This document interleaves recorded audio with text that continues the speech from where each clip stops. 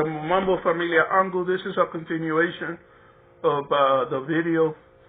You know, suddenly the engineer is showing himself to be a villain. Suddenly the engineer is attacking Paris, and indirectly he's attacking Marwa. And then there's Steve and another one of Marwa's associates who are laughing at guests at the event that's about to take place. They're making fun of them for camping in the forest and everything. We have met the enemy, and the enemy's us. I think Marwa has been surrounded by people who pretend to be friends, who right now are doing everything in their power to sabotage Marwa and to sabotage that party. And in addition to that, something that's even more sinister is that they may be taking steps to tamper with Marwa's health. How have those chickens suddenly become sick at this point in the events? Folks, if you haven't liked and subscribed to my channel, please do so. If you like the content, please subscribe to the channel. Please share the channel. To continue, how are all of these problems coming to a head all of a sudden? Why has the date never been finished? You know, the engineer claims to be on top of everything. Why hasn't that gate been finished? Why did the engineer fail to sequence all of these events so that fish pond was finished?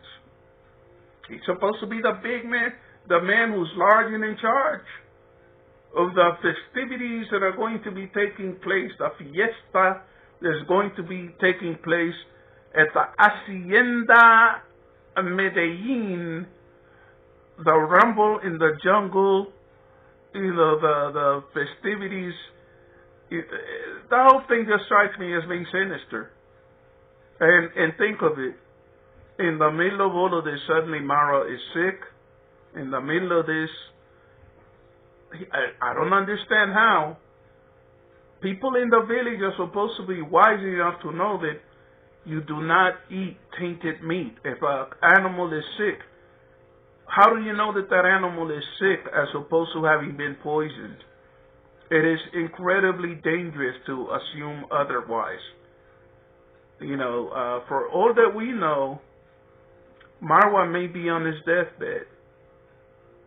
Okay?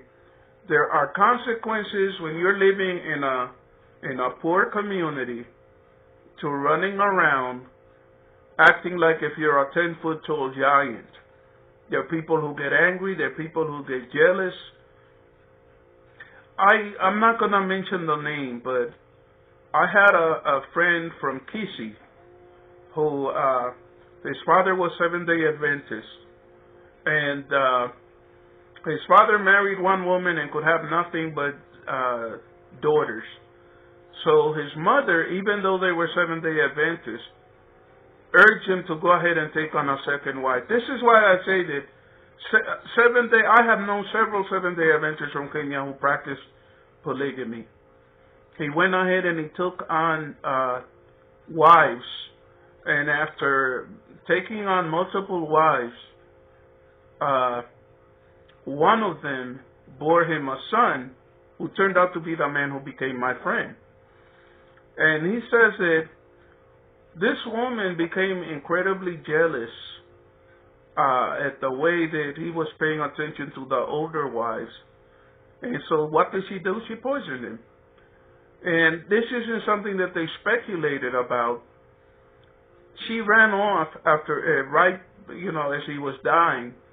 And years later came back and confessed that she had poisoned him. And the family forgave her and she came back to live with the family. What is the point that I'm making? Folks, as ridiculous, as crazy as it might sound, people in Kenya get poisoned. Okay, people in Kenya die that way. All right, and why would one human being poison another? They would do it out of jealousy. They would do it out of anger. They would do it because they don't like the person. There are 1,000,001 reasons why people do something that's evil. You know, whatever criticisms I have of Marwa, I don't want to see him die. I urge him, be very careful about what you eat. Eat the food that's cooked by your relatives, by your mother, or people that you've known for a long time. And be very, very, very careful. You have inspired a lot of jealousy. You have inspired a lot of anger among your friends and among your villagers, and anything can happen. The people that are around you that you thought were your friends are very quickly beginning to show that they're nothing of the kind. They're not your friends. You know, Mara, I'm hoping that I hear that you hear this. I have criticized you and said a lot of things, but I'm not your enemy. I'm not your enemy, and I don't want to see you brought low this way. But, you know, my friend, you have got to be more careful. The world is a lot more dark and sinister than you have been led to believe. You know, and some of the people that are around you kissing your ass and acting like if they really love you and care for you, some of those people are not your friends. Okay? Please be very, very careful. You know, you may not understand it, but people in your country, in your area, have been known to poison others, have been known to sell people food that they know is contaminated. How did all of a sudden at this point those chicken become sick? Okay? And what in the name of God are you doing eating the slaughtered carcasses of animals that are sick? You don't know that they're sick. They may have been poisoned. They may have been fed something that is intended to poison a cheap man who is too foolish to discard of the carcass of sick animals, and who they correctly conjectured would end up eating the meat.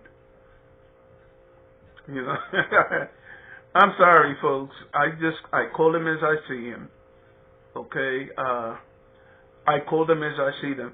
Please, if you have not done so, like this video and subscribe to this video. I am 2 people away from having reached 400. You know, to some of you that might not be a big deal. To me, it is. There was a point at which I was an elder in a church.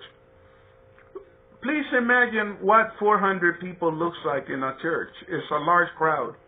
And you want to know what? I have faith in my higher power that He will supply me with more subscribers. And I will tell all of you something. I hope that you help me with this.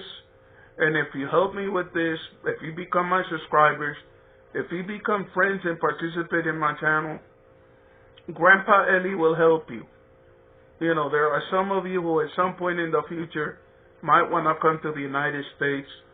I used to be an attorney, and I don't claim to be an expert on immigration law, but if you need to come to this country and you need assistance, I will provide you with assistance, you know, and we'll work out on what terms, but I will provide you with assistance. In the meantime, I ask you to please subscribe to my channel. You know, the big number that I'm targeting is going to be 1,000. And you want to know what? I think that my higher power can give me 1,000 subscribers. Okay? I'm counting on your goodwill. In the meantime, folks, whatever you think or may not think of Maura, say a word of prayer for him because he's in danger. The people that are around him may be the very same people that are trying to hurt him. And I hope that doesn't happen. Whatever mistakes Maura has made, you know, he doesn't deserve to be treated like that. In the meantime, folks, once again, Kwaheri. Somebody reminded me how to say goodbye in Swahili. I haven't been around the Kenyan community in a long time, and I've forgotten some basic things like how to say Kwaheri. You know, I can say Jumbo to my channel, Familia Angu, you know, Karibu. I can say some basic things, but I was never a fluent speaker of Swahili. The Swahili I've learned was by being around Kenyans, you know. But in the meantime, my friends, let's pray for Mara. Whatever problems Mara has, we wish him well. We hope that his party works out well. And most of all, we wish him a long life. I pray to God that he doesn't end up, getting sick enough to pass. May God forbid. Let's keep him in prayer, and, whatever you think or don't think of Marwa, he's done some things that have impressed all of us. So let's wish him well. Thank you very much. Have a wonderful evening. And again, like and subscribe.